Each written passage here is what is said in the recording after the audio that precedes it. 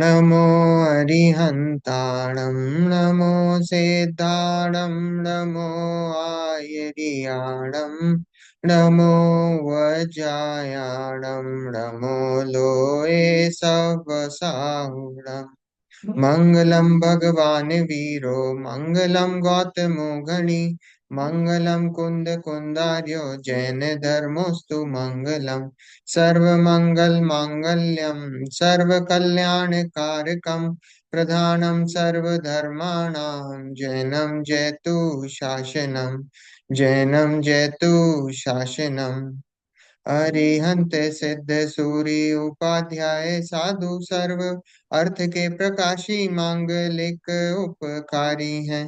तिन्हीं को स्वरूप जान रागते भई जो भक्ति काय को न माए स्तुति को उचारी है। धन्य धन्य तुम ही से काज सब आज भय कर जोर बारंबार वंदना हमारी है। मंगल कल्याण सुख ऐसो हम चाहते हैं। हो मेरी ऐसी दशा जैसी तुम धारी है। हो मेरी ऐसी दशा जैसी तुम धारी है। मंगल में मंगल करण वीत राग विज्ञान नमो ताहि जाते भय अरहंतादि महान करि मंगल करियो महाग्रंथ करण को काज जाते मिले समाज सब पावे निज पद राम। मोक्ष मार्ग प्रकाशक ग्रंथ अध्याय 7 जैन मिथ्या दृष्टियों की चर्चा चल रही है। मिथ्या दृष्टि मतलब जिनकी उल्टी मान्यता है। उल्टी मान्यता किसमें? जो प्रयोजन भूत जो तत्व हैं, जो प्रयोजन भूत तत्व है। प्रयोजन कौन सा? हम सबका प्रयोजन क्यों है? स्वाध्याय करने का क्या है प्रयोजन? हम सबको सुखी होना है। मोक्ष भी क्यों जाना है? कि भाई हमको पता है वहां सुख है। मोक्ष में सुख है, तो वो सबका प्रयोजन एक है। आज कोई भी काम कार्य करते हैं, गाड़ी खरीदते हैं, खाना खाते हैं, बंगले बनवाते हैं, शादी करते हैं, जो भी करते हैं, उसका प्रयोजन क्या है? प्रयोजन एक ही है, सुखी होने का। और वास्तव में जो सच्चा सुख है, वो सच्चा सुख तो हमारे अंदर भरा हुआ है। वो हमारे आत्म द्रव्य में है। किसी पर वस्तु में सुख की कल्पना करना, उसका नाम मिथ्यात्व है। तो ऐसे यहाँ पे जैन मिथ्या दृष्टियों की चर्चा हमारी चल रही है। 4 प्रकार के जो है मिथ्या दृष्टि हैं। निश्चयाभासी, व्यवहाराभासी, उभयाभासी और सम्यक सन्मुख मिथ्या दृष्टि। ऐसे 4 प्रकार के ये जो जैन मिथ्या दृष्टि होते हैं, उसमें हमारे दूसरे नंबर के जो व्यवहाराभासी है, निश्चयाभासी की चर्चा हो गई, व्यवहाराभासी की चर्चा चल रही है। और व्यवहाराभासी भी 4 प्रकार के बताए पंडित जी ने कुल अपेक्षा से। और आज्ञानुसार, परीक्षा रहित आज्ञानुसारी, सांसारिक प्रयोजनार्थ तो धर्म बुद्धि से धर्म धारक व्यवहाराभासी। और उसमें जो चौथे नंबर के जो चल रहे हैं, धर्म बुद्धि से धर्म धारक व्यवहाराभासी, उनकी चर्चा हमारी चल रही है। और उनकी सम्यक दर्शन, सम्यक ज्ञान और सम्यक चरित्र जो रत्नत्रय हैं, जो सम्यक दर्शन, सम्यक ज्ञान, सम्यक चारित्र के संबंध में जो विपरीत अभिप्राय है, उसकी चर्चा चल रही है। और सम्यक चारित्र की अब चर्चा हम कर रहे हैं। कल हमारी जो चर्चा चल रही थी, दो पेज नंबर 243, 243, वो जो लास्ट। पैराग्राफ है पिछला वाला, वो अपन फिर से पढ़ेंगे, क्योंकि फिर उसके बाद उसका वो बताएंगे। जो उधर हम्म। जो बात निकली है उसके बारे में फिर बताएंगे। प्रश्न है, उसका उत्तर वहां अब चलेगा। तो यहाँ से अपन पढ़ते हैं। कहाँ से पढ़ना? प्रथम तो संसार में कोई कहेगा? अच्छा ठीक है, हाँ। कोई कहेगा नहीं, उसके पहले का पढ़ लेते हैं फटाफट, एक पैराग्राफ, फिर अपन थोड़ा सा लिंक बन जाएगी। देखो, प्रथम तो यहाँ से पढ़ते हैं। प्रथम तो संसार में नरकादि के नरकादिक के दुख जानकर व स्वर्गादिक में भी जन्म मरणादि के दुख जानकर संसार में उदास होकर मोक्ष को चाहते हैं। सो इन दुखों को तो दुख सभी जानते हैं। इंद्र हेमेंद्रादिक विषयानुराग से इंद्रिय जनित सुख भोगते हैं, उसे भी दुख जानकर निराकुल सुख अवस्था को पहचान कर मोक्ष को चाहते हैं, वे ही सम्यक दृष्टि जानना। तो यहाँ क्या बोला कि वो तो सभी जानते हैं क्या कि नरक में तो दुख है, नरक में तो सभी साक्षात दुख मानते ही हैं। और जो स्वर्गादिक में भी जन्म मरण है, जन्म मरण का सबसे बड़ा दुख है, तो स्वर्गादिक में भी जन्म मरण तो होते ही हैं।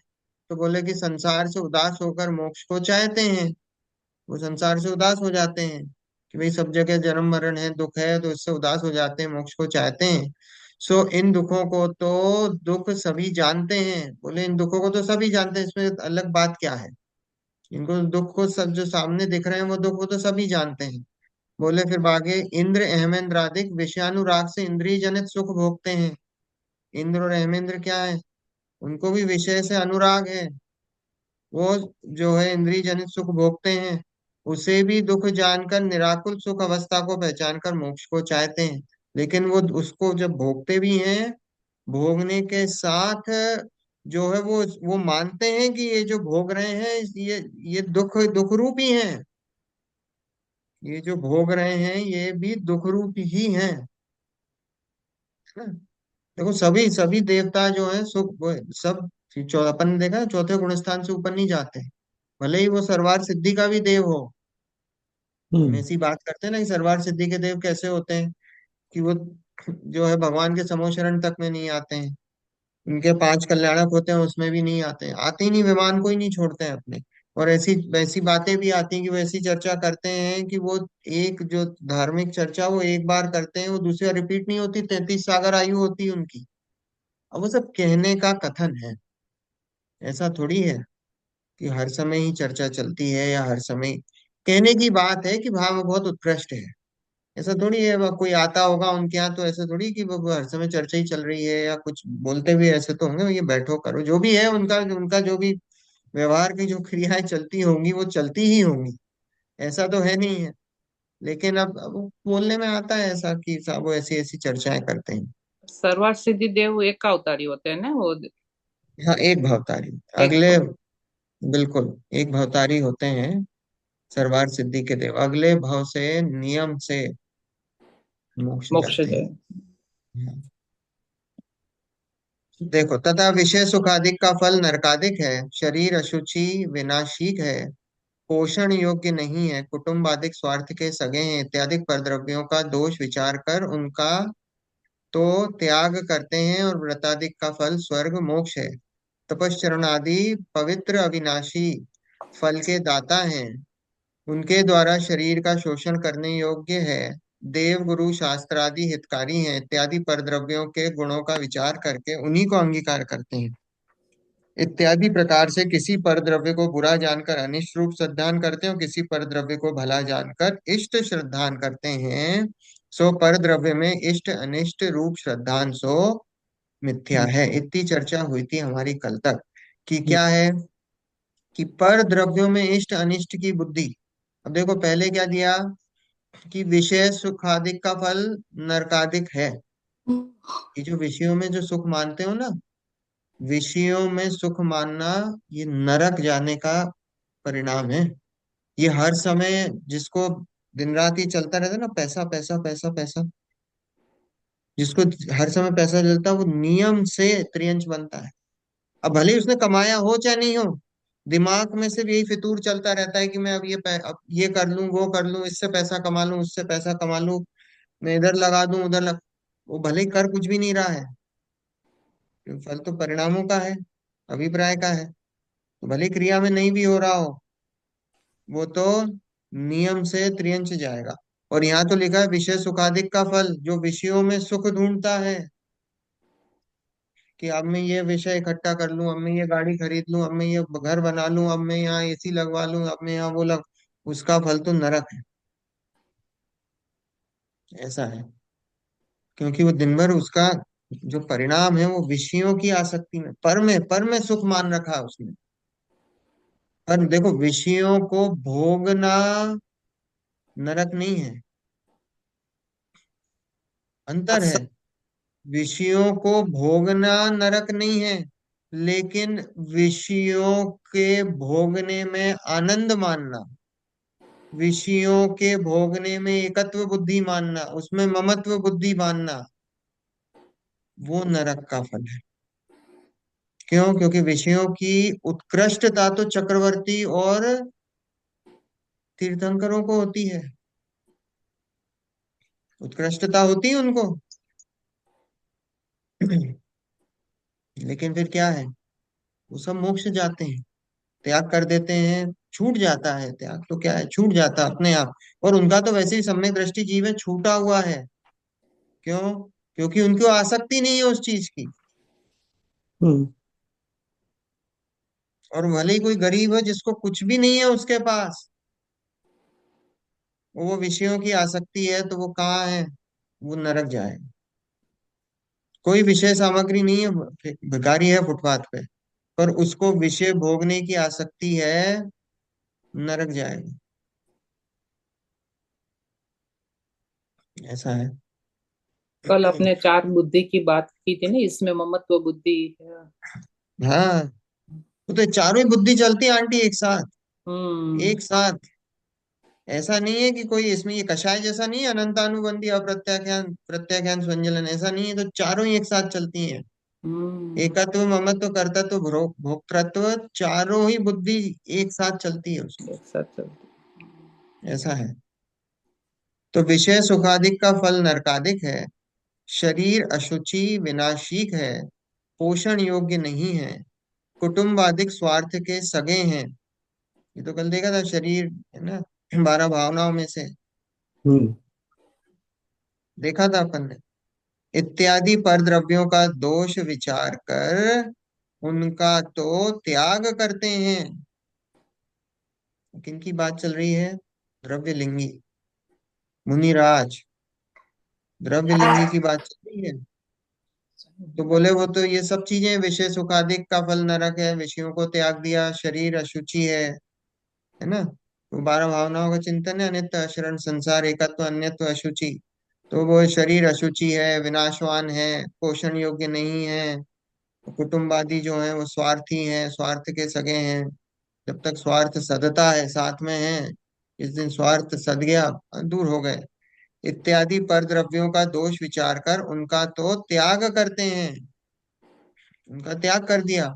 भैया ये पर द्रव्य हैं, इनका त्याग कर दिया, उनका दोष दिख रहा है, ये दोष है।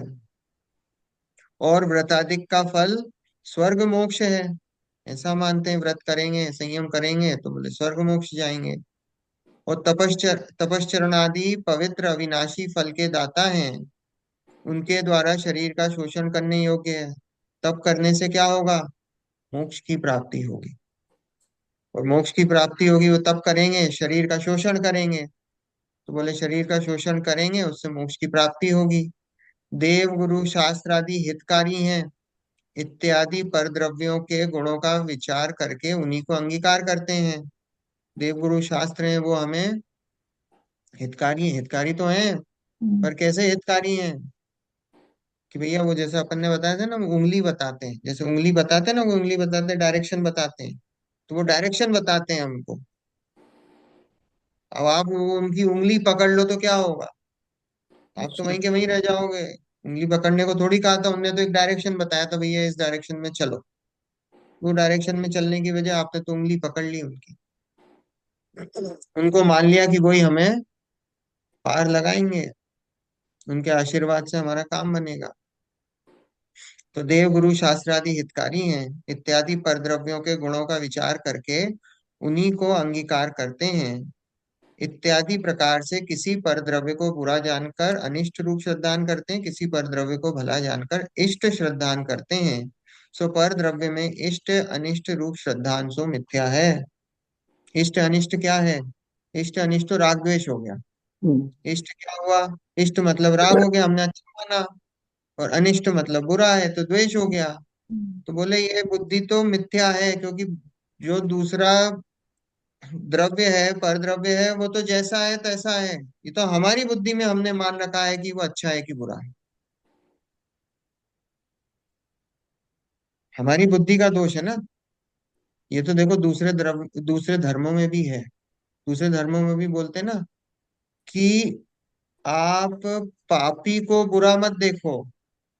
वो जो किया किसी दूसरा व्यक्ति है जो पापी दिखाई दे रहा है, वो व्यक्ति बुरा नहीं है, वो पापी नहीं है। वो तो वो जो उसका परिणाम है, पाप का परिणाम, वो बुरा है। हम्म। या दूसरे धर्मों में भी है ऐसा। कोई व्यक्ति बुरा नहीं होता, वो तो उसकी बुराई है, वो बुरी है। कोई व्यक्ति बुरा नहीं होता। तो यहाँ भी ऐसे ही है कि कोई व्यक्ति तो व्यक्ति है, या परद्रव्य है वो परद्रव्य है। उसमें कोई भला बुरा, वो कोई भला या बुरा नहीं है। वो तो हमारी इष्ट अनिष्ट की जो कल्पना है, वो इष्ट अनिष्ट की कल्पना से वो परद्रव्य भला बुरा हमको दिखाई देता है ना। देखो आगे, अब आगे अपन बात शुरू करते हैं।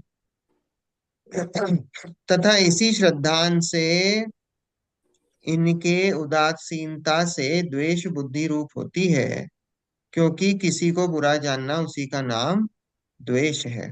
तो वो क्या होता है कि वो उदासीनता होती है उनको, द्रव्यलिंगी को उदासीनता होती है।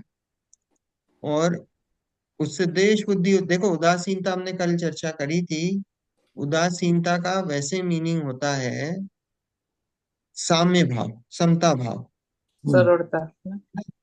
देखो उदासीनता को अगर हम ब्रेक करते हैं ना, संधि क्या होता है? उत्त आसीन, है ना। उत्त आसीन, उत्त मतलब क्या हुआ? उत्त मतलब हुआ पर से अपने में, आसीन मतलब रहना, आसन ग्रहण करना। पर से निकलकर अपने स्वयं में आसीन होना या रहना, उसका नाम उदासीन है। संधि विच्छेद करें ना अगर उसका, उदासीन का, तो हम्म। उदासीन का उत्त आसीन होता है। ठीक है। तो उदासीन मतलब क्या हुआ कि अपने में स्थित होना, वास्तव में।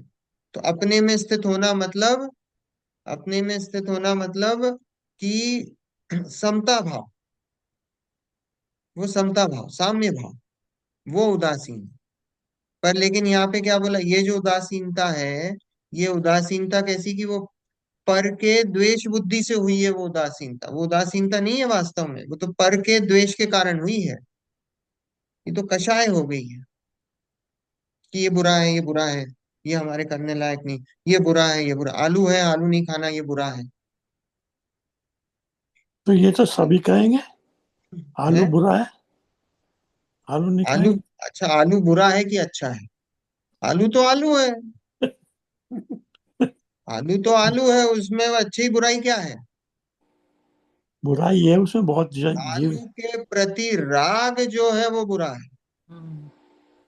आलू तो आलू है। आलू के प्रति जो राग है वो बुरा है। हम्म। हरी बात समझ में। कोई भी सब्सटेंस है या कोई भी द्रव्य है, पर द्रव्य है, वो तो जैसा का तैसा, वो तो द्रव्य है, अलग है, पर है, बस। तो फिर जानने, उसके खाने जान का लिया आपने। निरोध, उसके खाने का निरोध क्यों करा फिर? क्योंकि उस, और खाते क्यों हो? उसके प्रति राग है ना। हम्म। हिंसा उसके है ना प्रति उसमें, निगोद जीवों की हिंसा, हिंसा, हिंसा का वो सब, भाव। वो सब है। हम्म। वो तो वो सब भाव बात से की बात है। हाँ। यहाँ तो मुख्य हम्म। क्या बिंदु क्या है कि भेद उसके विज्ञान, प्रति राग है। वो तो पता और ही है वो जो सबको। राग भाव है, वो राग भाव, वो बुरा है। वो हम्म। आश्रय करने योग्य नहीं है। पर हम्म। अगर वो राग राग ही भाव है बीत, तो। राग भाव बीतराग भाव में बदलने के लिए उसमें जब हिंसा का वो लगता है, अरे इतनी हिंसा हो रही, तो उसमें थोड़ी दया करुणा का भाव जागता है और वो कहता है कि नहीं, मेरा चल सकता है इससे काम, तो इसको मैं वो, छोड़ता हूँ, इससे वो, राग नहीं करता, वो क्योंकि सब खाना बात खाना है। ही है। तो वो ऐसे भेद विज्ञान तो करते ही है ना उस चीज को, जैसे अपन ने छोड़ा कभी, तो वो भेद विज्ञान आया आलू का, वो कि राग वो तो था देखो पहले, ऐसा कि समझ में नहीं आती थी उस व्यवस्था, वस्तु की व्यवस्था को, कि आलू में क्या है, मालूम ही नहीं था कि इतने जीव है, ऐसा है वैसा है, है, वो तो देखो खाते जीव है। रहते थे। हाँ, तो वो लेकिन जीव, वो जब वो समझ में जीवों आई का आप बात, जब देखो। समझ आई, अरे तब चुप ऐसे, नहीं।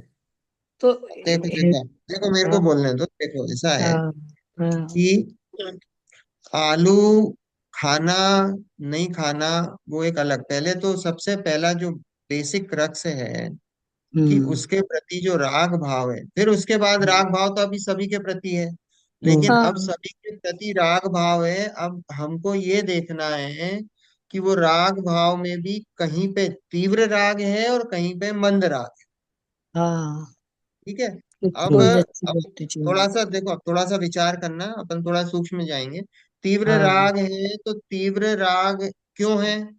क्योंकि अगर वो हमको उसमें पता है कि उसमें जीव है, हम्म, वो जीवों का हम्म पिंड है, और हम्म उसके बावजूद भी हमारे जो है उसको भक्षण करने के या उसके प्रति राग है, भक्षण करने का परिणाम है, तो तो इसका वो मतलब ढूंढ लेगा बहुत आपको सारे। तीव्र कषाय है उसके प्रति, तो हम्म। उसका पाप ज्यादा है। हाँ भले ही उसका आप तो। कोई मान लो कोई दूसरी वनस्पति खाते हो, कि जो मान हम्म। लो प्रत्येक वनस्पति है, मान लो लौकी की सब्जी खाते हो, तो हाँ, लौकी कम की ज्यादा का सब्जी फर्क है। भी पाप है, पर वहां पे पाप जो है वो कम है, क्योंकि अभी उसमें हमको है राग, लेकिन वो हम्म राग वो तीव्र उतना नहीं है, क्योंकि हमको पता है कि इसमें जीव हिंसा कम है। हम्म। तो वो इसलिए वो पाप पाप की वो डिग्री जो है वो ज्यादा, लेकिन दोनों में कम पाप है। ज्यादा। ऐसा नहीं कि लौकी खाने में पुण्य हो गया, नहीं, पाप पुण्य। तो हाँ, नहीं पुण्य है, तो नहीं, लेकिन अब लेकिन उसके बिना रह सकता है, उसके बिना डिग्री मतलब जो कम है से कम वो पाप पाप लगे हैं। में ऐसे है। ज्यादा है, इसमें पाप हम्म। की डिग्री कम कम। है। कम है। ठीक है। और हम्म। वस्तु कोई अच्छी बुरी नहीं है, आलू वस्तु कोई तो अच्छा संसार नहीं है, की कोई बुरा अच्छी नहीं है, बुरी नहीं है, वो तो बनी और है संसार लौकी में। है वो कोई अच्छी या बुरी नहीं है। हाँ, वो तो जीव जीवस्य भोजनम है संसार का। वो तो वस्तु है, वस्तु है हाँ बस। वस्तु है। देखो, अब अपन आगे पढ़ते हैं। हम्म। कोई कहेगा सम्यक दृष्टि भी तो बुरा जानकर पर द्रव्य का त्याग करते हैं। देखो क्वेश्चन पंडित जी जो है, क्वेश्चन भी एकदम, पंडित जी हैं, ऐसा हम्म, थोड़ी है। उन्होंने कहा कि सम्यक दृष्टि भी है, वो भी तो बुरा जानकर त्याग करते हैं, वो भी तो बोलते हैं कि ये बुरा है, ये अच्छा है, इसका इसका त्याग करो, ये बुरा है, ये इसका त्याग करो, ये और बुरा है। तो बोले अब देखो क्या समाधान। सम्यक दृष्टि पर द्रव्यों को बुरा नहीं जानते, अपने राग भाव को बुरा जानते हैं। आप राग भाव को छोड़ते हैं, इसलिए उसके कारण का भी त्याग होता है। वस्तु का विचार करने से कोई परद्रव्य तो बुरा भला है नहीं। क्या बोला? कि सम्यक दृष्टि परद्रव्य को बुरा नहीं जानते हैं। देखो ज्ञानियों की कैसी व्यवस्था है, कि सम्यक दृष्टि किसी पर द्रव्य को बुरा नहीं जानते, वो तो अपने राग भाव को बुरा जानते हैं। हम्म, वो अपने राग का त्याग करते हैं। सम्यक दृष्टि आलू का त्याग नहीं कर रहा है, सम्यक दृष्टि अपना आलू के प्रति राग का त्याग करता है। पर इसमें मैं एक बात समझना चाह रही हूँ, उनको फिर आलू में क्यों प्रॉब्लम होगी जबकि लौकी में नहीं है उतनी? कुछ तो खाएंगे ना। हाँ कुछ खाएंगे, तो इसलिए तो वो लौकी खा रहे हैं, आलू नहीं खा रहे हैं। क्यों? क्योंकि आलू में अनंत जीवों का घात है, और लौकी में जो है कम हाँ, जीवों का घात है। आलू में अनंत अनंत जितने भी जमी कंद है, आलू तो कह रहा हूं मैं, आलू प्याज तो गाजर मूली तो लहसुन। ये राग भाव की बात नहीं हुई, ये दूसरा फैक्टर हो गया कि उसमें नहीं नहीं, ज्यादा। राग भाव की बात हुई ना। क्योंकि अच्छा। देखो पहली बात तो ये है कि हम आत्मा हैं। हम आत्मा किसी पर वस्तु को ना ग्रहण कर सकती और ना त्याग कर सकती। हमने कभी जीवन में एक कण भी किसी पर द्रव्य को खाया नहीं है, खा नहीं सकते हैं। आत्मा खा सकती क्या? नहीं। खा ही नहीं सकती है। तो आत्मा तो सिर्फ परिणाम कर सकती है, परिणाम होते हैं उसके। तो वो परिणाम होते हैं, तो परिणाम जब आपको वहां दिख रहा है कि वो, मान लो अब जैसे बोलते हैं ना, जैसे मीट है, मांस है, तो मांस क्यों नहीं खाते हैं? कई लोग ऐसा तर्क रखते हैं कि साहब जैसे आपने कोई चिकन खाया, तो चिकन खाते हो तो चिकन खाने में भी तो एक जीव का घात हो रहा है, और बोले आप एक लौकी की सब्जी खाते हो तो उसमें भी एक जीव का घात हो रहा है। बोले हिंसा तो दोनों में है, हिंसा तो दोनों में है ना। तो फिर आप कैसे जस्टिफाई करोगे कि भाई इसमें ज्यादा पाप है? दोनों में जीव हिंसा हो रही है, तो आप कैसे जस्टिफाई करोगे? तो जस्टिफाई ऐसे होता है कि भैया जब जब आप मान लो किसी पंच इंद्रिय जीव का घात करते हो, तो पंच इंद्रिय जीव का घात करते हो तो उसमें कषाय बहुत ज्यादा होती है वनिस्पत एक इंद्रिय जीव के घात करने में। तो जो कषाय होती, पाप तो कषाय का है ना, आप कभी मुर्गा खा सकते हो, ना कभी भिंडी खा सकते हो, ना लौकी खा सकते हो। वो तो आपकी ये जो खाने की जो बात है, ये तो मिथ्यात्व है कि मैं खा सकता हूँ, तो मिथ्यात्व है। मैं तो ये खा ही नहीं सकता, मैं तो सिर्फ उसका परिणाम करता हूँ, वो परिणाम होता है। तो वो जो परिणाम होता है तो उसमें परिणाम में तीव्र कषाय होती है। देखो, एक इंद्रिय अनंत, एक इंद्रिय से ज्यादा पाप एक दो इंद्रिय जीव के घात में। अरे हम्म वो समझ नहीं, ऐसी दो से तीन इंद्रिय में जंप है, तीन से चार इंद्रिय में, चार से पांच इंद्रिय में जंप है, क्योंकि वहां कषाय का लेवल जो है वो बढ़ता है। एक इंद्रिय से दो इंद्रिय में कषाय का लेवल बहुत ज्यादा है, दो से तीन इंद्रिय में कषाय का लेवल बहुत ज्यादा है, तीन से चार इंद्रिय में, चार से पांच इंद्रिय में कषाय का लेवल ज्यादा है। इसलिए जिनागम में इनको बड़ा पाप कहा है, हम्म क्योंकि कषाय का लेवल ज्यादा है। ठीक है, राग भाव ज्यादा है, द्वेष भाव ज्यादा है। पाप तो राग और द्वेष का है। अपन ने देखा था ना, क्रिया, परिणाम और अभिप्राय। अभिप्राय, सबसे ज्यादा पाप किसका है? अभिप्राय। अभिप्राय।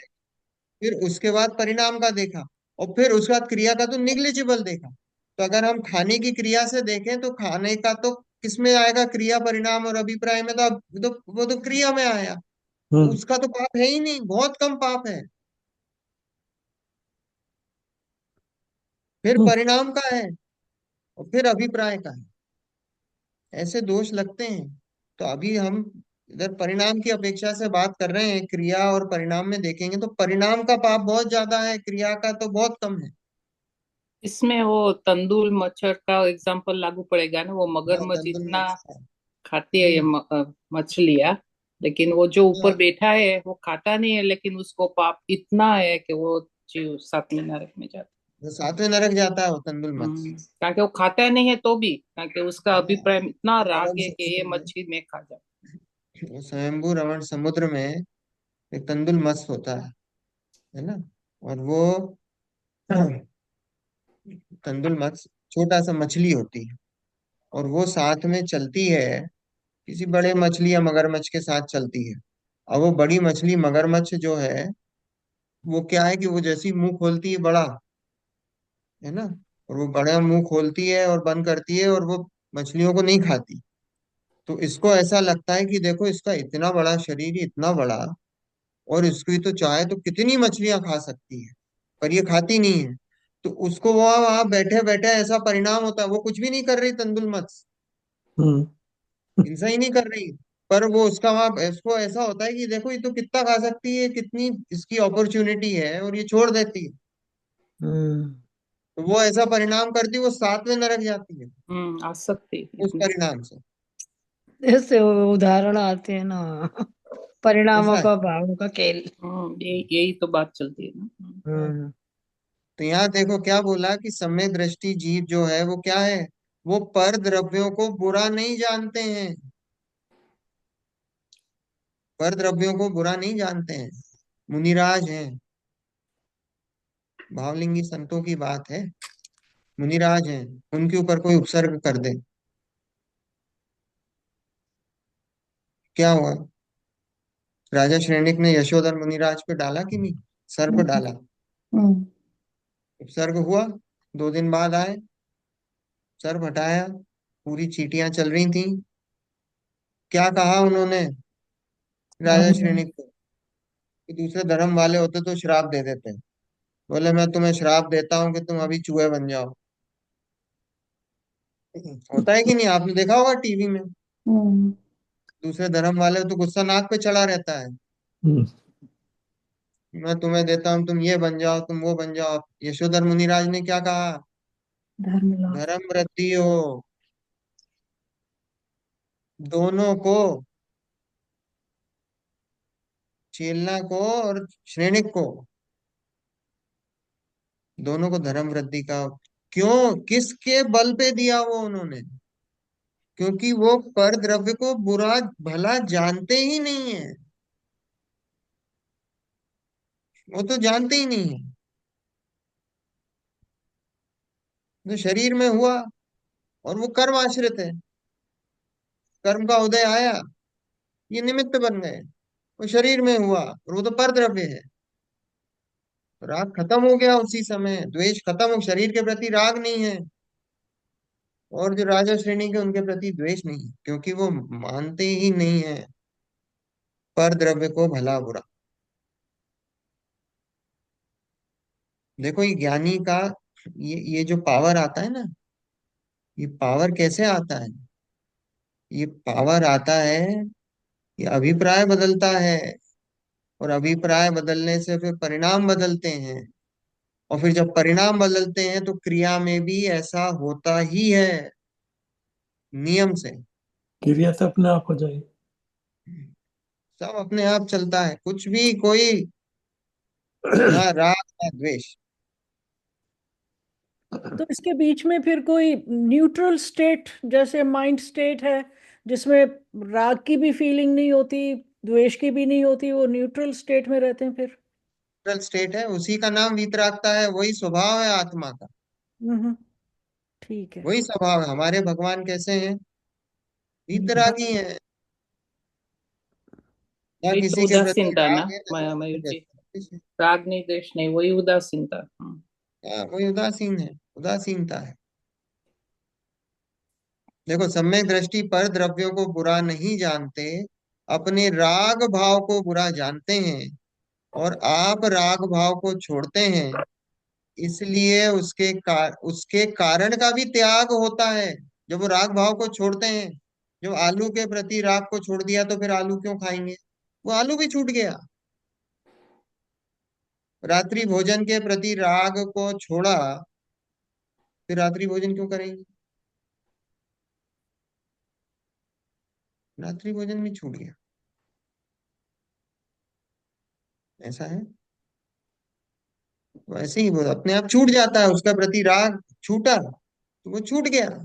हमारे भी तो ऐसे ही होता है ना। हमारा किसी चीज के प्रति राग छूट गया। हम मान लो पहले टीवी खूब देखते थे, और फिर क्या हुआ? एक दिन ऐसी स्टेट आई कि टीवी देखने में मन ही नहीं लगता। हम्म। तो हमको कुछ जबरदस्ती किसी ने छुड़वाया क्या? नहीं, हमारा राग ही खत्म हो गया, तो छूट गया।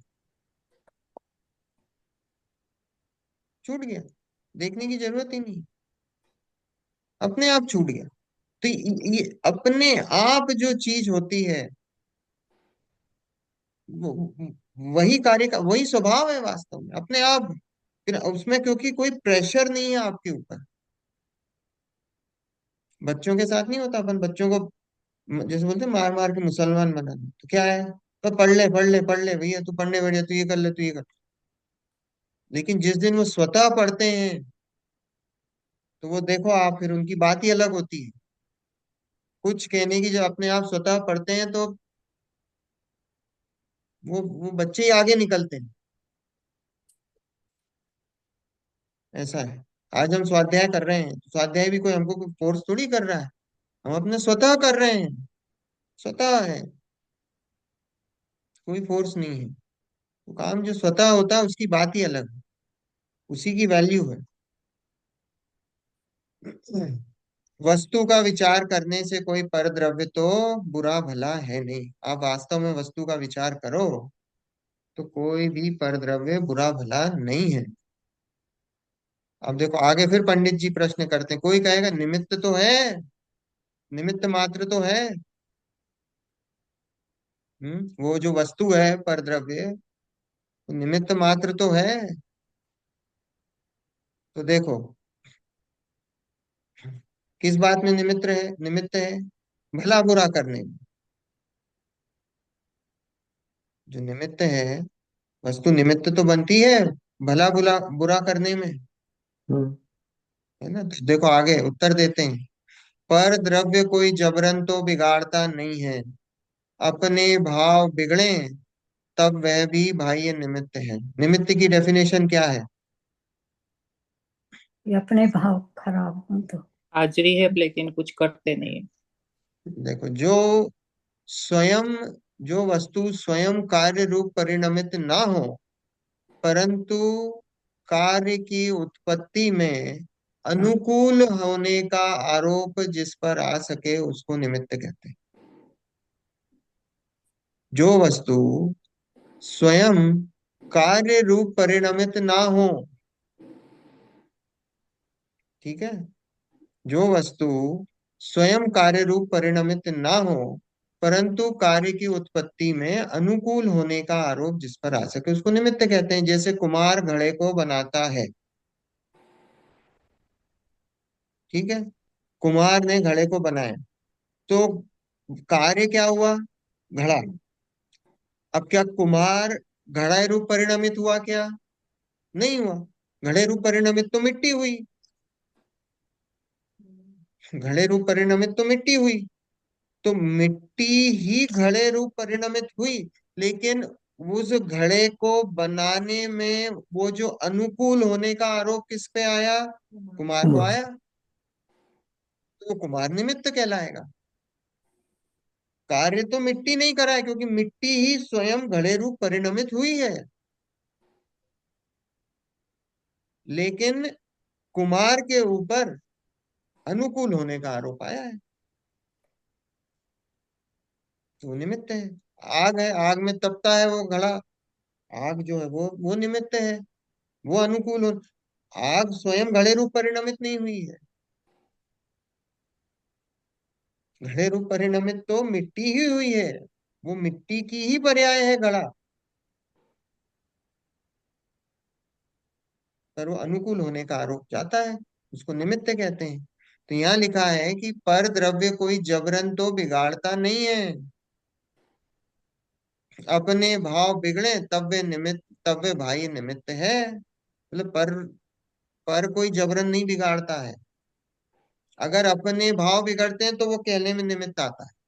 जैसे यशोधर मुनिराज है, अब यशोधर मुनिराज के ऊपर सर्प डाला, अब यशोधर मुनिराज के परिणाम तो नहीं बिगड़े, तो वो उनका अब इनको क्या था? किनको? श्रेणिक राजा को ये था कि तुम्हारे मुनिराज तो भाग जाएंगे और गुस्सा आ जाएगा उन्हें, तो वो जो सर्प मरा हुआ उनके परिणामों को बिगाड़ने में निमित्त बना कि नहीं बना? नहीं बना। कार्य नहीं हुआ तो वो निमित्त नहीं बना, वो निमित्त नहीं कहलाएगा। और मान लो कि किसी और के गले में डाल दिया होता और उसको गुस्सा आ गया था, तो उसके लिए वो निमित्त बन गया। तो निमित्त तो जब ही कहने में आएगा जब कार्य हो गया हो, तो वो अनुकूल कहने में आएगा कि भाई ये इसके कारण इसकी अनुकूलता थी, तो वो निमित्त आएगा। तो यहाँ यही लिखा है कि पर द्रव्य कोई जबरन तो बिगाड़ता नहीं है, अपने भाव बिगड़े तब वह भी बाह्य निमित्त है। अगर अपने भाव बिगड़ गए तो वो बाह्य निमित्त कहने में आता है। उसने जबरदस्ती नहीं बिगाड़ा, वो तो तेरे ही अंदर तेरी ही कमी थी। समझ रहे हो ना? तेरे अंदर तेरी ही कमी थी कि तेरे वो तीव्र राग के या तीव्र द्वेष के या राग और द्वेष के परिणाम होने थे, और वो परद्रव्य वहां पे मौजूद था, तो तूने उसके ऊपर आरोप डाल दिया, वो भाई निमित्त बन गया। तो वो कहने में आएगा हाँ भाई अब तेरे परिणाम बिगड़ गए, हाँ तो ये निमित्त बन गया। पर बोले कमजोरी तो तेरी थी, परद्रव्य ने तेरे को जबरदस्ती कुछ नहीं करा, कोई तेरे को पकड़ के तेरे परिणाम नहीं बिगाड़ा, तो तेरी कमजोरी थी। हम्म। तथा इसके निमित्त बिना भी भाव बिगड़ते हैं, इसलिए नियम रूप से निमित्त भी नहीं है। कई बार ऐसा भी होता बिना निमित्त के भाव बिगड़ जाते हैं। कई बार ऐसा होता है ना, अपने को किसी थर्ड पर्सन पे बहुत गुस्सा आता है, उसकी कहने शक्ल देखते से ही गुस्सा आता है, पर अब वो सामने नहीं भी है तो भी गुस्सा आ गया। कोई जरूरी नहीं है कि वो निमित्त ही हो तो उसके कारण तेरे भाव बिगड़े, ऐसा कोई नियम नहीं है।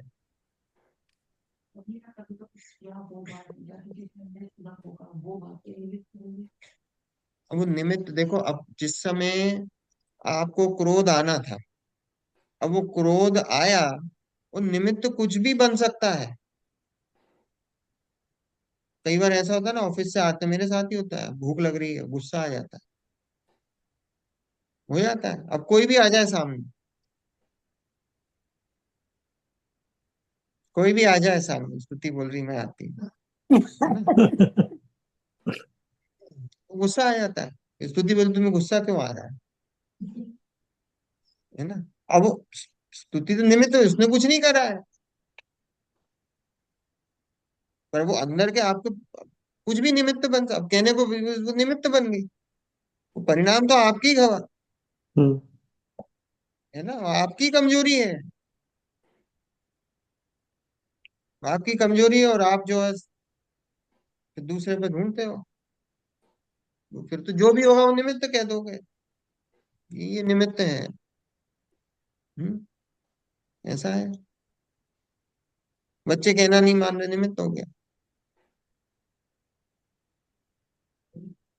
अंदर की कमजोरी है वास्तव में, तुम्हारे अंदर के परिणाम है, उनकी कमजोरी है। तो निमित्त का जो तुम्हारा घड़ा है वो किसी पे भी फोड़ दो, उससे कुछ नहीं है। निमित्त तो निमित्त है बेचारा, वो क्या कर रहा है, वो काम हो गया तो तुमने अनुकूल होने का आरोप डाल दिया उस पे। निमित्त थोड़ी कुछ आके कार्य कर रहा है ना। देखो, निमित्ताधीन जिसकी दृष्टि, वो मिथ्या दृष्टि। जो निमित्त को कर्ता माने वो मिथ्या दृष्टि। हम्म, आई बात समझ में। जो निमित्त को कर्ता माने वो मिथ्या दृष्टि नियम से है। किसी को पकड़ना हो ना कि सम्यक दृष्टि मिथ्या दृष्टि, और अगर आपने सुन लिया कि वो निमित्त को कर्ता मानता है, गारंटी से मिथ्या दृष्टि, गारंटी से। वस्तु स्वरूप ही समझ में नहीं आया अभी।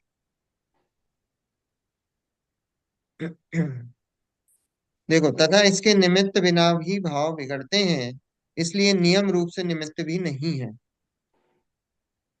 इस प्रकार परद्रव्य का तो दोष देखना मिथ्या भाव है, रागादि भाव ही बुरे हैं, है ना। परद्रव्य का दोष देखना क्या है, मिथ्या भाव है, रागादि भाव बुरे हैं। परंतु इसकी इसके ऐसी समझ नहीं है।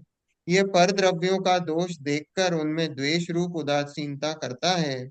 सच्ची उदासीनता का नाम है किसी भी द्रव्य का दोष या गुण नहीं भासित हो, इसलिए किसी को बुरा भला ना जाने, स्व को स्व जाने, पर को पर जाने, पर से कुछ भी प्रयोजन मेरा नहीं है, ऐसा मानकर साक्षीभूत रहे। सो ऐसी उदासीनता ज्ञानी के ही होती है। जो कितनी कितनी जोरदार बात, मतलब ये एक एक पैराग्राफ इतना जोरदार है, इतना जोरदार है, पढ़ो आप तो वैसे ही जीवन में भी शांति आए, जीवन में भी शांति आए। क्यों? क्योंकि हम पूरे दिन भर बैठ के यही तो एनालिसिस करते हैं। क्या एनालिसिस करते हैं कि ये द्रव्य बुरा है, ये व्यक्ति बुरा है, ये व्यक्ति अच्छा है, ये परद्रव्य अच्छा है, ये परद्रव्य बुरा है। बस दिन भर बैठ के यही तो एनालिसिस चलता है, और करते क्या है यहाँ। पूरी उस बुद्धि का जो है, उस पूरी बुद्धि पे वार करा है पंडित जी। सरल भाषा में देखो, पूरी जिनवाणी में यही बात है, अभी समय सार पढ़ोगे, प्रवचन सार पढ़ो, सभी जगह यही बात है ना। पर यहाँ सरल भाषा में, बहुत सरल भाषा में उसको समझाया है।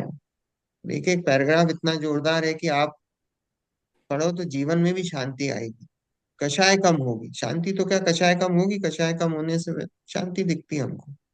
तो यहाँ बोला कि रागादि भाव बुरे हैं, और जो परद्रव्यों में जो दोष ढूंढते हैं वो क्या है, वो सब मिथ्या दृष्टि है, सब मिथ्या दृष्टि। देखो, सच्ची उदासीनता का नाम है किसी भी द्रव्य का दोष या गुण नहीं भासित हो, इसलिए किसी को बुरा भला ना जाने, स्व को स्व जाने, स्व को स्व जाने। मैं कहाँ अपने द्रव्य क्षेत्र काल भाव में रहता हूँ, पर द्रव्य अपने द्रव्य क्षेत्र काल भाव में रहते हैं। मैं अपने चतुष्टय में हूँ, वो अपने चतुष्टय में है। दोनों अपने स्व चतुष्टय में हैं, दोनों के बीच में वज्र की दीवार है। ना मैं उसमें प्रवेश कर सकता हूँ, ना वो मुझ में प्रवेश कर सकता है। तो हम किसी का भला बुरा कैसे कर सकते तो इस तरह से तो राग आदि भी निमित्त हुए। हैं? राग आदि भी, निमित्त हुए। राग आदि तो देखो जीव की पर्याय है। हम्म। राग आदि जीव की पर्याय है। हम्म। वो तो राग आदि निमित्त क्या है? राग आदि तो आपकी पर्याय हो रही है। वो तो हम्म। स्वयं की जीव की पर्याय है, भले ही अशुद्ध पर्याय है, हम्म। पर है तो जीव की पर्याय ना, तो नहीं, निमित्त जो का है। मतलब भी जब बीत राग हुआ, बीत जब राग हुआ तो उसको उसने काल उखाया, और राग नहीं है तो नहीं, तो राग तो निमित्त हुआ। है। राग बीतरागता में निमित्त होता है। वो तो वितरागता कार्य में के कौन? का है। नहीं राग नहीं नहीं नहीं। नहीं, देखो जीव की पर्याय है, हम्म। तो वो जीव की पर्याय, वो तो स्व की पर्याय है। निमित्त तो पर द्रव्य में होता है, ओ। स्व द्रव्य में स्व में निमित्त नहीं कहाँ? होता। ओके। वो तो जीव निमित्त की दो स्वयं की द्रव्यों के पर्याय बीच में होते हैं ना मयूर जी। है। निमित्त तो पर द्रव्य होगा ना, दो द्रव्य के बीच में हम वो निमित्त नैमित्तिक संबंध स्थापित कर रहे हैं। हम्म।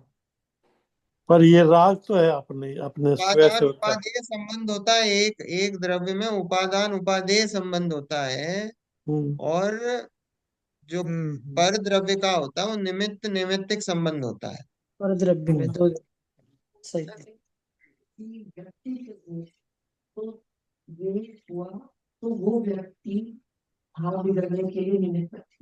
हाँ, तो दो दो वस्तु हुई ना, दो अलग अलग दो व्यक्ति हुए, तो वो निमित्त नैमित्तिक संबंध है। वो निमित्त नैमित्तिक संबंध, पर एक आप, अभी अंकल का क्वेश्चन क्या है, राग भी निमित्त है। पर राग कैसे निमित्त? राग तो जीव की पर्याय है। हम्म। वो तो राग तो अल्टीमेट, देखो आप नहीं समझ, राग तो क्या हो रहा है? जीव की राग अशुद्ध पर्याय। अभी राग आपका कार्य हो रहा है, देखो। तो अब इसको जहाँ समझ, कार्य होता है वहाँ निमित्त भी होता है, देखो, ऐसा है ना। कोई भी सुनो सुनो कार्य। हाँ। सुनो सुनो सुनो, अभी मेरी बात हम्म। सुनो। कि हम्म। अभी जो राग है, हम्म। वो राग आपका, जैसे अभी मटका देखा था हमने, मटका क्या हुआ? वो जो मिट्टी है वो मटके रूप परिणमित हुई। हम्म। तो मिट्टी की पर्याय अभी मटके रूप हुई। हम्म। ऐसे ही जीव की पर्याय राग रूप हुई। ओ। हाँ, वो जीव की उपादानी है। पर्याय राग रूप हुई, तो अभी जीव में कार्य क्या हुआ? राग का कार्य हुआ। और हम्म। उसमें जो निमित्त बना, वो कोई हम्म। पर द्रव्य बना। वो पर द्रव्य बना, और वो जीव की पर्याय राग की हुई, तो वो हाँ। निमित्त नैमित्तिक संबंध हुआ। नैमित्तिक क्या होता है? नैमित्तिक कार्य होता है। जो कार्य हम्म। हुआ ना, जैसे हम्म। मटका जो है, मिट्टी मटके रूप परिणमित हुई, तो वो जो मटका है वो नैमित्तिक हुआ। और निमित्त जो हुआ वो मान लो कुम्हार हुआ, या आग हुई, या जो भी चीज हुई, वो निमित्त हुआ। और नैमित्तिक मतलब जो कार्य हुआ। तो ऐसे ही जो पर द्रव्य है वो निमित्त हुआ, और नैमित्तिक हुआ जो कार्य हुआ राग। अरे वचन में, तो ऐसा हम्म। वो निमित्त नैमित्तिक संबंध हुआ। और हम हम्म। जीव के उससे देखेंगे तो उपादान उपादेय संबंध। उपादान क्या हुआ? उपादान जीव। तो स्वयं जीव हुआ, और हम्म। उपादेय वो जो कार्य हुई राग की पर्याय। तो जीव की तरफ से देखेंगे तो उपादान उपादेय संबंध हुआ ऐसा, कि जीव और जीव की जो पर्याय हुई राग, तो वो उपादान उपादेय संबंध। और पर हम्म। की तरफ से देखेंगे तो निमित्त नैमित्तिक संबंध पर, जो पर वस्तु उसके कारण जीव की पर्याय में राग हुआ, तो वो निमित्त नैमित्तिक संबंध। ऐसे ही मटके में देखेंगे तो जो मिट्टी है और मिट्टी से जो घड़ा बना, मिट्टी और घड़े में उपादान उपादेय संबंध। और कुमार और जो मटका बना, वो निमित्त हम्म। नैमित्तिक संबंध। बात तो आई ये समझ में? निमित्त हम्म। निमित्त फैसिलिटेटर को भी कह सकते हैं क्या? फैसिलिटेटर है। और वो ओके। फैसिलिटेटर जब ही कहा जाएगा कि जब कार्य होगा। नहीं तो किस बात का फैसिलिटेटर? अब मान लो कोई टीचर है, पढ़ा रही है बच्चों को। अब बच्चों को पढ़ा रही है, मान लो 60 बच्चे हैं, 60 में से 10 फेल हो गए, तो वो फैसिलिटेटर किस बात की हुई? टीचर ने कोई गलती नहीं की, 50 बच्चे पास भी हुए हैं, हम्म, लेकिन 10 बच्चे फेल हो गए, तो उन 10 बच्चे फेल हुए उनके लिए वो टीचर निमित्त नहीं बनी पास होने के लिए, वो हम्म, 50 बच्चों के लिए निमित्त हम्म, बन गई। तो जब फैसिलिटेटर भी जब कहलाया जाएगा जब वो कार्य होगा, वो निमित्त निमित्तिक संबंध भी जब होगा कि जब वो कार्य हो जाए, वो ओके मिट्टी घड़े रूप परिणमित होगी तभी वो कुमार को फैसिलिटेटर कहा जाएगा, नहीं तो नहीं कहा जाए। Okay okay. मतलब जब राग द्वेष के परिणाम पर्व पर के कारण ही होते हैं। नहीं, पर के कारण नहीं होते, ये तो बता रहे हैं। वो तो तेरे तो अंदर की प्रॉब्लम थी। अनु- तू तेरा ही जो है, तू अपने परिणामों में स्थिर नहीं रहता है, तेरा परिणाम पर की तरफ है। तो इसके कारण से तेरे राग द्वेष उत्पन्न होते हैं, और उस समय जो भी पर वस्तु होती है तो उसको निमित्त मान लेता है। निमित्त मान लेता है, पर निमित्तों के कारण वो राग द्वेष करता है। पर निमित्त, वो पर निमित्त बन निमित्त जाते हैं, बन जाते हैं। ये कारण नहीं कर रहा है। वो तो अंदर से तेरा ही परिणाम ढीला था, इसके हम्म। कारण से तेरे को राग द्वेष हो रहा है। और जब जो भी सामने मौजूद हो उसको तू निमित्त का आरोप लगा देता है, ऐसा है। निमित्त पे आरोप तो लगाते रहता है ये दिन रात, किसके कारण, बात इसके बात आई कारण, कि नहीं कार्य समझ में? कार्य में, हाँ। बात कार्य आई समझ? कार्य तो उपादान शक्ति से होता है, लेकिन वो मतलब जब जब कार्य होता है तब पांचों संज्ञाएं खड़े होते हैं, वो ऐसा है ना, एक कोई ना कोई डेफिनेशन। होगा हाँ, निमित्त, कोई कोई ना ना कोई कोई ना निमित्त निमित्त को होगा ही। नकार नहीं रहे, निमित्त की उपस्थिति उपस्थिति को तो जरूरी है, नकार नहीं रहे हैं, पर लेकिन वो खाली निमित्त को उपस्थिति है, कर्ता नहीं मान रहे हैं। करता बात आ नहीं रही समझ मानना। में?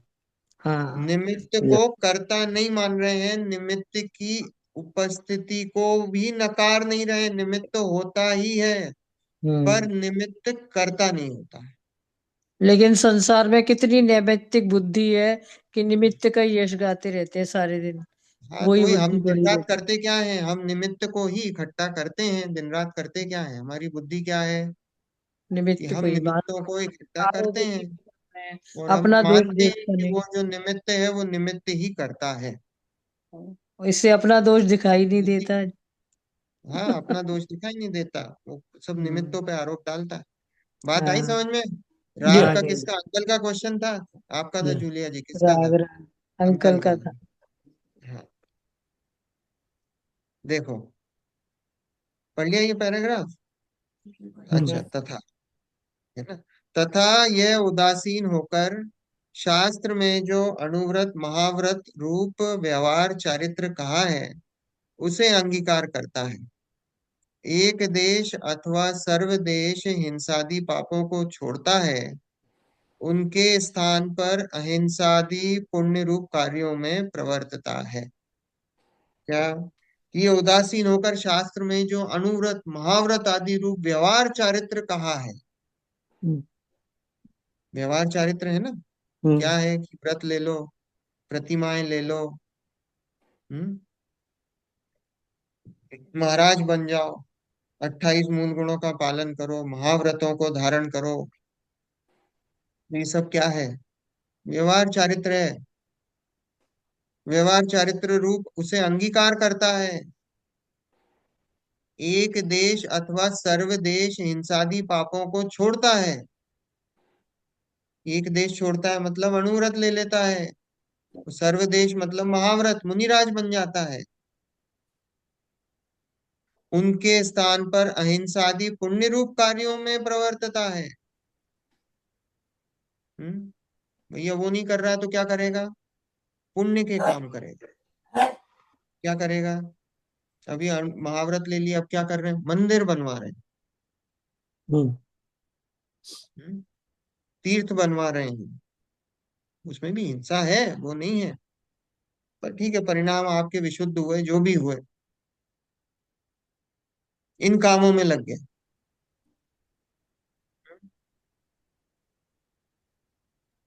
बोले अहिंसादि पुण्य रूप कार्यों में प्रवर्तता है, तथा जिस प्रकार पर्याय आश्रित पाप कार्यों में अपना कर्तापना मानता था, उसी प्रकार अब पर्याय आश्रित पुण्य कार्यों में अपना कर्तापना मानने लगा।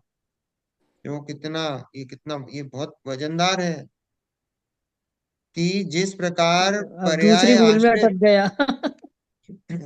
देखो सुनो, हम्म। पर्याय आश्रित पाप कार्यों में कर्तापना मानता था।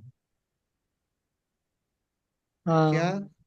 कि उ- जैसे पहले की, जब उसकी पहले की स्टेज थी ना, कि वो हम्म। अपने आप को देखो, ये जो मिथ्या दृष्टि होते हैं, वो क्या है? हम्म। वो अपने आप को पर्याय का कर्ता मानते हैं। हम्म।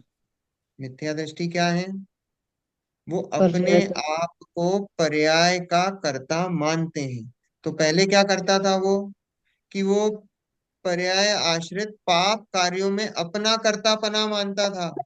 उसे पहले तो छोड़ता पाप है। करता था ना, कि हम्म। मैं पाप कर रहा हूँ, मैं ये पाप कर रहा हूँ, मैं ये पाप कर रहा हूँ। अब पाप को छोड़ दिया तो अब क्या, किस में कर्तापना हो गया उसका? पुण्य। पुण्य पुण्य में। पुण्य में। में कर्तापना हो गया। पुण्य की पर्यायों में अब अपने उसको अपना कर्तापना हो गया।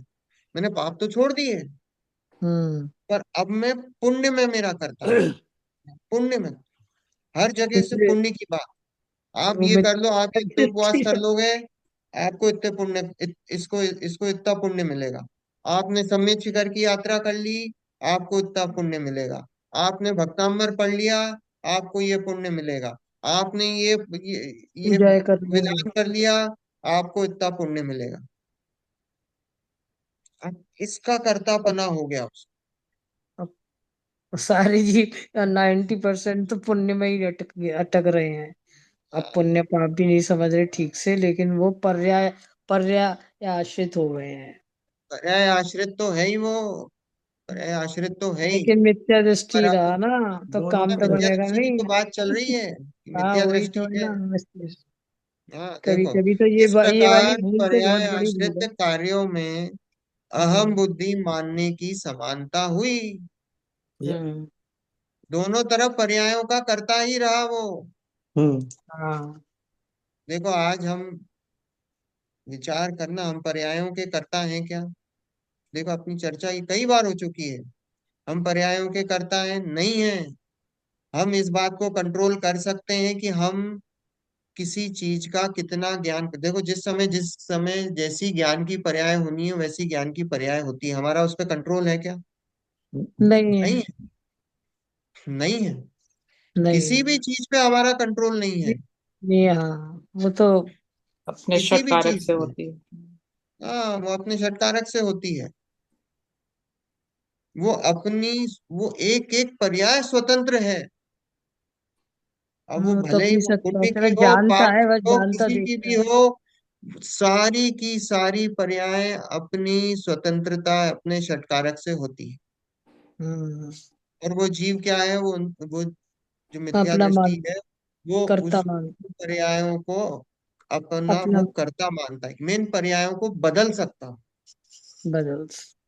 मैं इन पर्यायों को बदल सकता हूँ। तो उसका वो कर्तापना है।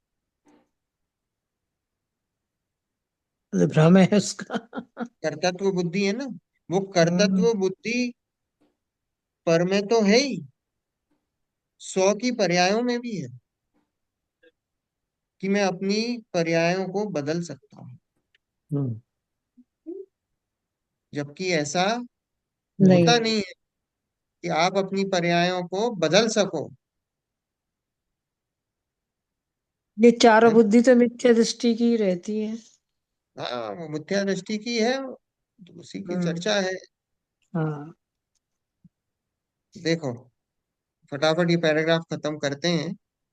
उसी प्रकार अब पर्याय आश्रित पुण्य कार्यों में अपना कर्तापना मानने लगा। इस प्रकार पर्याय आश्रित कार्यों में अहम बुद्धि मानने की समानता हुई। बोले समान तो हुई, पहले पाप के कर्ता बनते थे, अब पुण्य के कर्ता बन पुण्य गए। का। दोनों दोनों में कर्ता बुद्धि वैसी की वैसी बनी रही। जैसे मैं जीवों को मारता हूं, मैं परिग्रहधारी हूँ इत्यादि मान्यता थी, उसी प्रकार मैं जीवों की रक्षा करता हूँ। हम्म। मैं नग्न हूँ, परिग्रह रहित हूँ, ऐसी मान्यता हुई। अपन ने देखा ना, जो मुनि अपने आप को मुनि माने, वो मिथ्या दृष्टि। संसार मार्गी नरक में निगोद में जाएगा। मान्यता की बात है। देखो, मैंने क्या माना, बोलने में कोई दिक्कत नहीं है, लेकिन अभिप्राय में ये बैठा है कि मैं मुनि हूं, संसारी है, नरक निगोज जाए। मान्यता का इतना दोष है। मान्यता ही तो संसार है। यहाँ बोला है कि वो मैं जीवों को मारता हूँ, परिग्रहधारी हूँ, ये तो चलो, ये मारता हूँ परिग्रहधारी हूँ, ये तो जगत मान रहा है, खराब है ना। आप मुसलमान से भी पूछोगे तो वो बोलेगा नहीं साहब, हिंसा करना पाप है। भले ही वो जानवरों को नहीं, इंसानों को मारने के परिवेश में बोलेगा, पर बोलेगा जरूर हिंसा करना पाप है। पर यहाँ ये तो जिनागम है भाई। वस्तु स्थिति है, प्रकृति है। प्रकृति में क्या है, दोनों ही बराबर हैं। मैं जीवों की रक्षा करता हूँ, मैं नग्न हूँ परिग्रह रहे, तो मैं जीवों को बचा सकता हूँ, ये बुद्धि, ये मिथ्यात्व है। ना मैं मार सकता हूँ ना बचा सकता हूँ। मैंने उसकी आयु दीन, जो भी जीव है वो अपनी आयु से जीता है मरता है। मैं उसको आयु दे सकता हूँ ना मैं उसकी आयु हर सकता हूँ। पर है, मैं नग्न हूँ, अपने आप को माने मैं तो नग्न हूँ, मुनि हूँ, परिग्रह रहित हूँ, ऐसी मान्यता हुई, सो पर्याय आश्रित कार्यों में अहम बुद्धि, वही मिथ्या दृष्टि है। हम्म। ठीक है, आगे और विशेष चर्चा करेंगे अगले हफ्ते। बहुत वेरी बढ़िया गुड। बढ़िया बातें आनी है। समय सार कलश करेंगे आगे 199, है ना। ये चलो दोनों जिनवाणी इसको। पैराग्राफ बहुत डीप हैं, बहुत सोचने वाली बात है। मुझे लग रहा है कि इनमें काफी सोच विचार की करने की जरूरत है, नहीं? वो तो आंटी एक एक पैराग्राफ पे एक एक दो दो घंटे चर्चा हो सकती है। अब लेकिन हम समय की भी मर्यादा है और हमको आगे भी बढ़ना है, जी, वो तो है। ऐसा है ना। तो वो हम फिर वो बैलेंस करके, और हमारा क्या है यहाँ पे, थोड़ा पहले से जो यहाँ जुड़े हुए हैं उनका स्वाध्याय है थोड़ा बहुत, तो हम्म। थोड़ा इशारा करते हैं, बहुत समझते हैं, ऐसा है लोगों को। तो अब उस स्पीड से फिर हम चलते हैं थोड़ा, है ना, सबको साथ में लेके चलना है ना, ऐसा। हाँ, एक मैं पूछ रही थी, आपने आपने प्र- प्रदीप मनोरिया का। हाँ, प्रदीप मनोरिया वो हमारे रिश्तेदार हैं।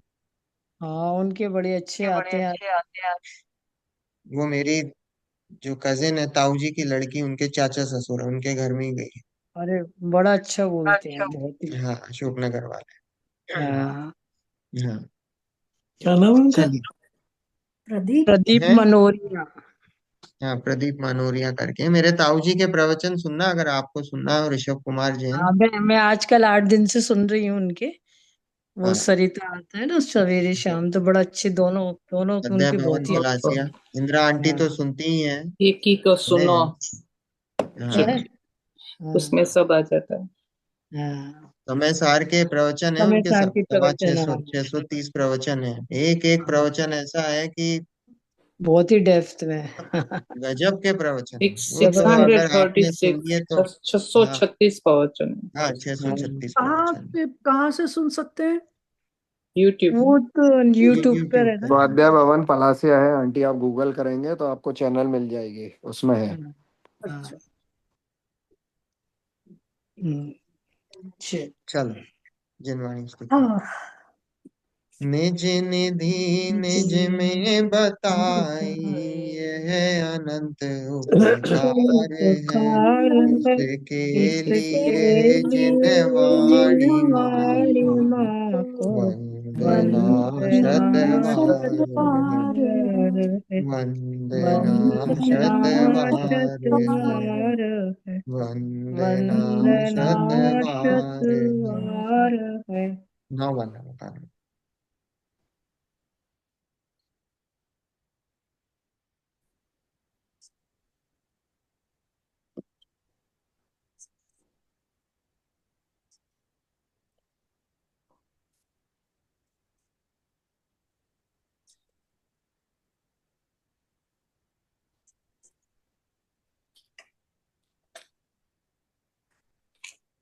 जय जगन्नाथ। जय जय जिनेन्द्र। जैन। जय जय जिनेन्द्र जगन्नाथ। सर। जय जय जिनेन्द्र जगन्नाथ। जय जय जिनेन्द्र। जगन्नाथ। जय जय जिनेन्द्र। जगन्नाथ। जय जिनेन्द्र। जय जय जगन्नाथ। जिनेन्द्र।